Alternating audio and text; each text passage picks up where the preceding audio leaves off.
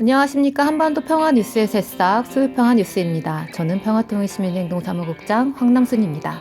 오늘 수요평화뉴스에서는 백령도에서는 무슨 일이 있었나, 자주외교 없는 차기 정권 절대 불가, 미국의 총알바지되는 한미 핵동맹에 대해서 말씀드리도록 하겠습니다. 12월 26일 접경지역 주민과 시민단체 회원들이 윤석열과 김용현, 여인현 전 방첩사 사령관, 그리고 노상원 전 국군정보사령관을 일반 이적죄로 고발하였습니다. 모두 1,439명이 고발인으로 참여했고요. 고발 대리인은 법무법인 서현, 담당 변호사는 김종기 변호사입니다. 윤석열을 포함한 이 네 사람은 평양의 무인기를 침투시켜 전단을 살포하고 오물풍선 원점 타격을 지시하여 전쟁을 일으켜 이를 명분으로 계엄을 선포하려 했습니다. 이들을 대한민국의 군사상 이익을 행하는 행위로서 형법 제99조 일반 이적죄로 고소하였는데요. 앞으로 철저한 진상규명이 이루어져야겠습니다. 오늘은 도대체 백령도에서 무슨 일이 일어났었는지 살펴보도록 하겠습니다. 먼저 백령도의 위치를 지도를 통해 확인해 보겠습니다. 1953년 정전협정 당시 해상에서의 군사분계선은 확정짓지 못했습니다. 해상에서는 이렇다 할 교전도 없었습니다. 백령도, 연평도는 38선 이남 지역이었고 한국 전쟁 때는 피난이 있지도 않았습니다. 2010년 연평도 포격전이 있었을 때 연평도 주민들은 한국 전쟁 때도 하지 않았던 피난을 갔어야 했습니다. 북방 한계선은 남측이 일방적으로 주장하는 선이고 북에서 올해 초 국경선을 확정하여 헌법에 명시하겠다 했으므로 서해에서의 남북 경계선은 앞으로 협상과 합의의 과정이 필요합니다. 백령도는 평양의 남서쪽, 남한의 최북단 섬입니다. 백령도보다 동쪽에 위치한 연평도에서는 2010년 포사격이 일어나 인명피해가 일어났던 곳이죠. NLL은 남북의 긴장이 첨예한 곳으로 여러 번의 남북 교전이 일어났던 곳이고, 연평도 사건 이후로 이명박 정부가 서해오도 지역에 서북도서 사령부를 만들고 군사력을 늘려나간 곳입니다. 롯데리아에 모여 계엄을 논의한 노상원의 수첩에서 NLL에서의 북의 공격 유도라는 표현이 있습니다.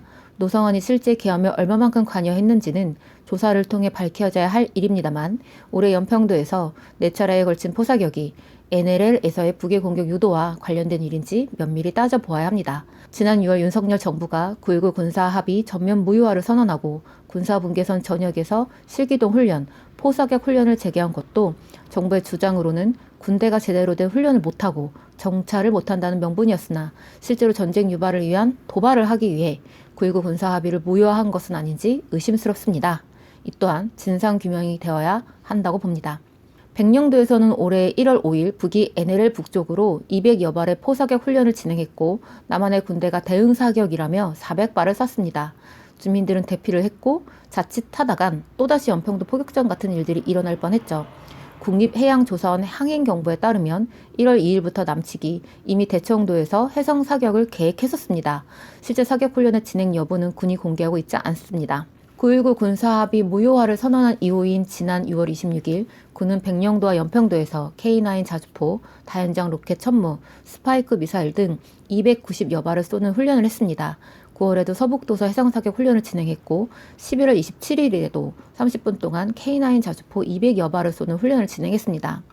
합참은 정례적인 훈련이라 밝혔고 앞으로도 정례적으로 하겠다고 했지만, NLL에서의 북의 공격 유도와 관련이 있는지 반드시 밝혀야 하겠습니다.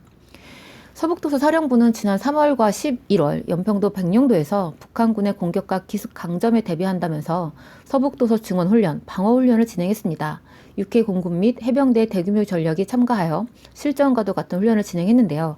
이때도 북한군이 자칫하다가는 대응에 나설 수 있는 상황이었습니다. 국정원이 비상계엄 선포 한 달을 앞두고 백령도에서 북한이 띄운 쓰레기 풍선을 레이싱 드론으로 여러 차례 격추하고 윤석열이 크게 칭찬했다는 한겨레 기사가 있었습니다. 레이싱 드론이란 드론에 장착된 카메라를 통해 드론 조종사가 정밀하게 조종, 사격할 수 있는 드론입니다.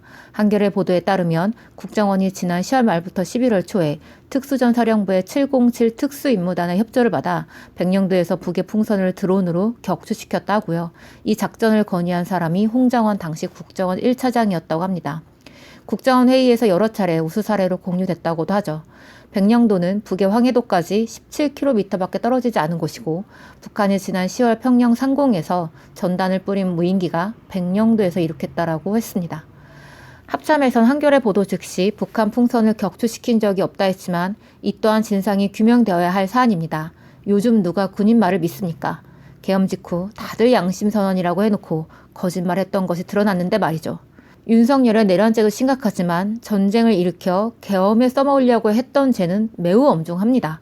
국방부는 국방을 담당하는 곳이고 대통령은 국민의 생명을 책임져야 할 역할이 있는데 전쟁을 일으키려 한 것 아닙니까? 반드시 이에 대한 철저한 진상 규명과 처벌이 필요합니다. 오늘 수요평화 뉴스는 여기까지입니다. 감사합니다.